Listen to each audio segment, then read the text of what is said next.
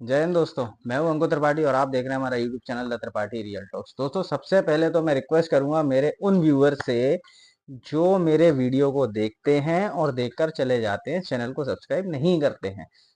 बात तो सही है। तो भाइयों, आपसे मेरी रिक्वेस्ट है कि मेरे चैनल को, अगर वीडियो आप देख रहे हैं तो चैनल को भी सब्सक्राइब कर लें। उससे मुझे मोटिवेशन मिलेगा और मैं आप लोगों के लिए और लेटेस्ट टॉपिक पर वीडियो बना सकूंगा। ठीक है जी। अच्छा, अब हम बात करते हैं आज के टॉपिक की। दोस्तों, हुआ क्या है कि इंडिया के अंदर कुछ ऐसे लोग हैं इस इंडिया के अंदर जिनको पता नहीं समय समय पे लूज मोशन होते हैं या इनके पेट में मरोड़ें उठती हैं, पता नहीं। तो आज मैंने सोचा कि इनको जो लूज मोशन हो रहे हैं ना, तो इनको जरा वो पीली वाली गोली इनको खिलाई जाए और इनका इलाज किया जाए। ठीक है जी। तो बात यह है कश्मीर से। बात ये हुई है कि फारूक अब्दुल्ला जी जो हैं कश्मीर में, इनके पेट में एकदम से दर्द हुआ है और इनका पाकिस्तान प्रेम एकदम से सर चढ़ के बोलने लगा है। अभी ये हालिया दिनों में अगर देखा जाए तो इनको हर 2 महीने 3 महीने में ऐसा कुछ एकदम से पेट में दर्द होता है और इनका पाकिस्तान प्रेम जाग उठता है और ये कहते हैं कि भारत को पाकिस्तान से बात करनी चाहिए। ठीक है। अब इनने जो लेटेस्ट स्टेटमेंट दिया है, वो बांग्लादेश में जो क्राइसिस चल रहे हैं, जो सारे टेंशन्स के माहौल हैं वहाँ जो चल रहा है, तो बांग्लादेश में जो सिविल वॉर चल रहा है उसके लिए इनसे इन्होंने प्रेस कॉन्फ्रेंस करी और उसमें मीडिया ने इनसे कुछ सवाल जवाब करे और वहां पर इनका एकदम से पाकिस्तानी प्रेम इनका छलक उठा। समझ रहे हो? समझ रहे हो आप? समझ रहे हो? ठीक है। अब ये डायरेक्ट तो बोल नहीं सकते, है ना। तो इन्होंने क्या करा, इस बार थोड़ा थोड़ा घुमा फिरा कर उसका जवाब दिया और अपना जो दर्द था, जो दर्द दर्द इन्होंने जो बयां करा, वो थोड़ा घुमा फिरा कर करा। तो देखो इनका क्या कहना है। इनका कहना ये है, इनके पेट में दर्द हुआ है गुप्कार रोड श्रीनगर में बैठे बैठे। ठीक है जी। गुप्कार रोड वहीं रहते हैं ये। तो वहां इन्होंने कहा है कि भारत ने जितने भी हमारे नेबरिंग कंट्रीज है ना, उन सबको गुस्सा कर दिया है। सारी नेबरिंग कंट्रीज जो हैं वो हमसे गुस्सा हो गई हैं और उनकी हमसे बनती नहीं है। तो मुझे एक चीज समझ में नहीं आ रही है यार, बनती नहीं है का क्या मतलब है? अगर बनती नहीं है तो बनाना क्यों है? मुझे मुझे ये चीज थोड़ी समझ में नहीं आ रही। देखो, जब अपन एक जियो पॉलिटिकल लेवल पे बात करते हैं ना, तो बनती नहीं है तो भाई वहां तो बनाई जाती है उनसे जो या तो हमारे लेवल का हो, हमारी टक्कर का हो, या हमसे ऊपर हो। छोटे मोटे देशों से बात बनाना थोड़ी है यार, उनसे वो थोड़ी करना है। उनसे तो अपनी बात मनवानी है और बात मनवाने के लिए तो फिर भारतीय सरकार और मोदी जी बहुत आगे रहते हैं। जब जैसे चीज मनवानी होती है वो तो अपना फिर रौद्र रूप दिखा के और भौकाल दिखाते हैं, एकदम भारी वाला भौकाल दिखा के और अपनी चीजें मनवा लेते हैं। ठीक है। आप कह रहे हो बनती नहीं है। अगर बनती नहीं है तो भैया देखो, इन्होंने नाम लिया है पाकिस्तान, पाकिस्तान, श्रीलंका, नेपाल, बांग्लादेश, मालदीव्स, इन सब का इन्होंने नाम लिया है कि इनसे। अच्छा, इन्होंने अफगानिस्तान का नाम नहीं लिया है क्योंकि इनको पता है ना, इनको पता है कि पाकिस्तान और अफगानिस्तान की नहीं बनती है। अफगानिस्तान वाला इनको ठोकता है ना पाकिस्तानियों को, तो इन्होंने अफगानिस्तान का नाम नहीं लिया। भाई वो भी तो देखा जाए नेबरिंग कंट्री है ना यार इंडिया की।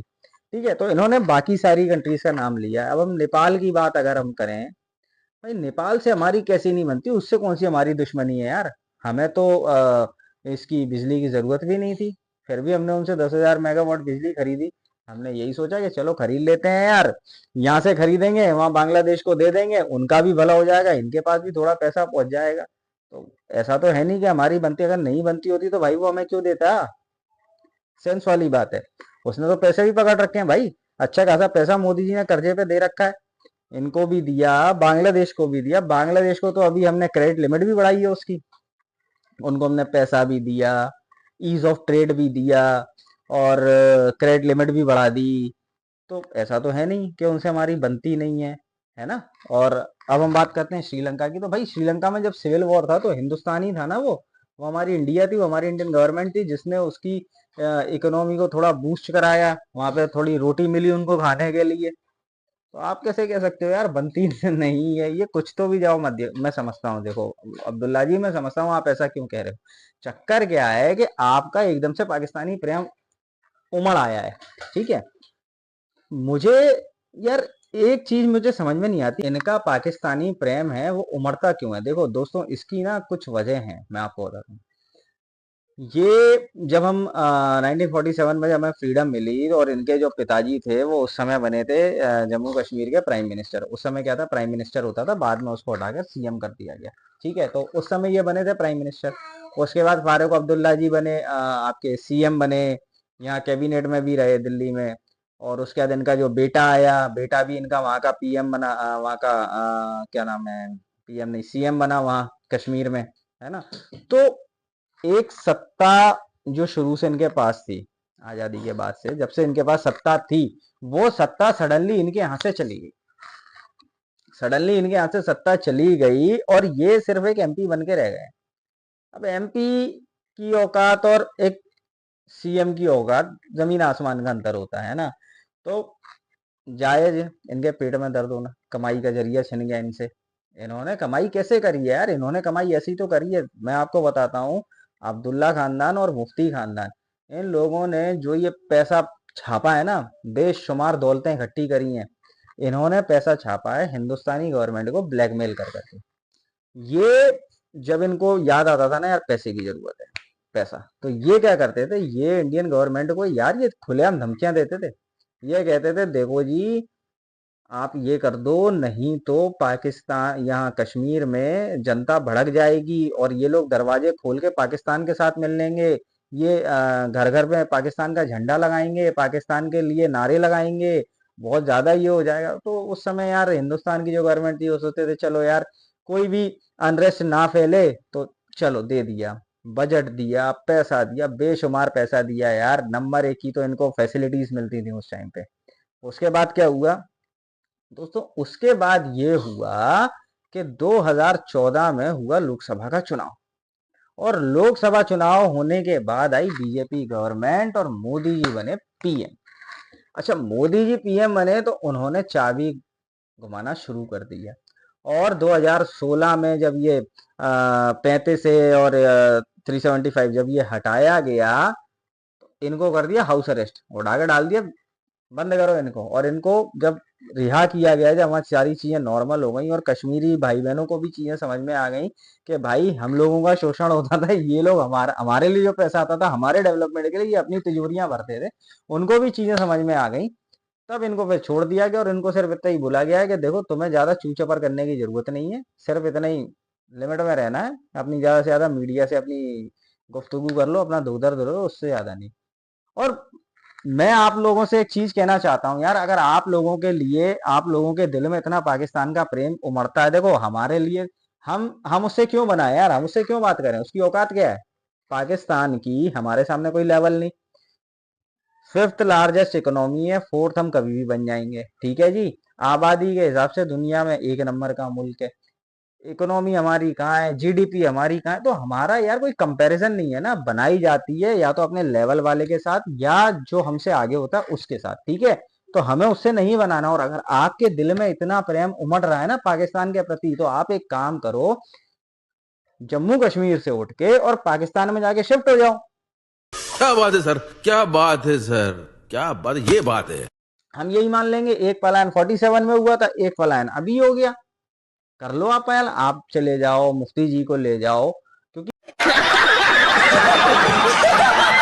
भैया देखो, जितना आप लोगों ने करना था, अति आप लोगों ने करनी थी, आपने कर ली, ठीक है। तो अपना ये बीच बीच में ये जो रोना होता है ना, ये पाकिस्तानी प्रेम मत छलकाया करो।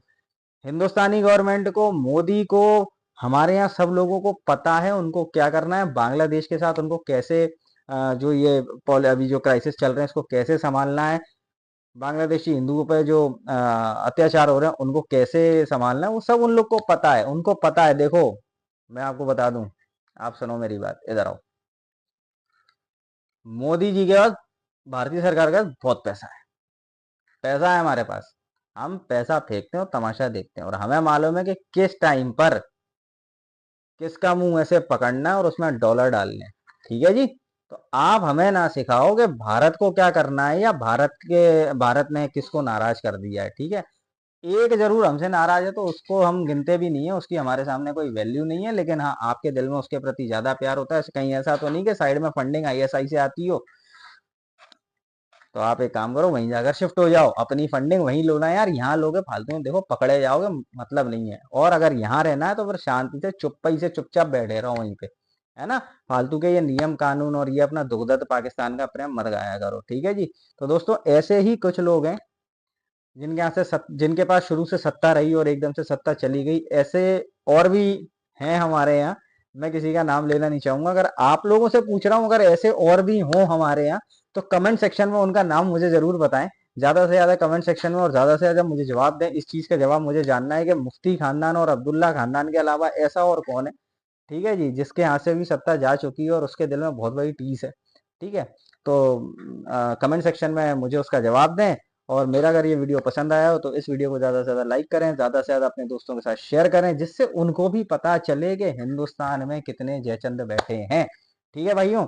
और इंस्टाग्राम पे भी मुझे फॉलो कर लीजिएगा, लिंक मैं आपको डिस्क्रिप्शन में डाल दूंगा। तब तक के लिए जय हिंद, जय भारत।